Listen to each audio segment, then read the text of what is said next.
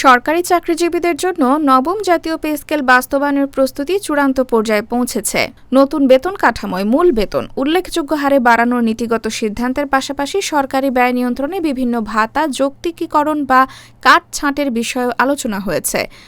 বুধবার ২৪ জুন সচিবালয়ে মন্ত্রিপরিষদ সচিব নাসিমুল গনির নেতৃত্বে পুনর্গঠিত সচিব কমিটির উচ্চ পর্যায়ের বৈঠকে এসব বিষয় নিয়ে বিস্তারিত পর্যালোচনা করা হয়।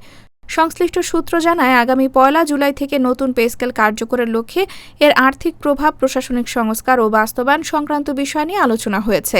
একই সঙ্গে জনপ্রশাসনে কর্মদক্ষতা, জবাবদিহি ও সেবার মান উন্নয়নের বিষয়েও গুরুত্ব পেয়েছে। অর্থ বিভাগ সূত্রে জানা গেছে, মূল বেতন বাড়ানোর পাশাপাশি সরকারের ব্যয় নিয়ন্ত্রণে রাখতে বাড়ি ভাড়া, চিকিৎসা, শিক্ষা ও যাতায়াত ভাতা সহ বিভিন্ন ভাতা পুনর্মূল্যায়নের প্রস্তাব এসেছে। বিশেষ করে বাড়ি ভাড়া ভাতার হার কিছুটা কমিয়ে আনার বিষয়টি আলোচনায় রয়েছে।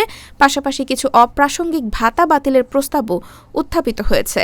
বেতন বৃদ্ধির বিষয়ে এখনও চূড়ান্ত সিদ্ধান্ত না হলেও প্রথম ধাপে মূল বেতন ৫০% বৃদ্ধির প্রস্তাব রয়েছে।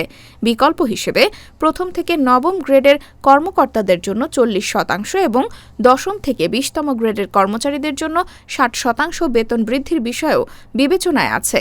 নিম্ন গ্রেডের কর্মচারীদের বেতন শতভাগ পর্যন্ত বাড়ানোর বিষয়েও আলোচনা চলছে।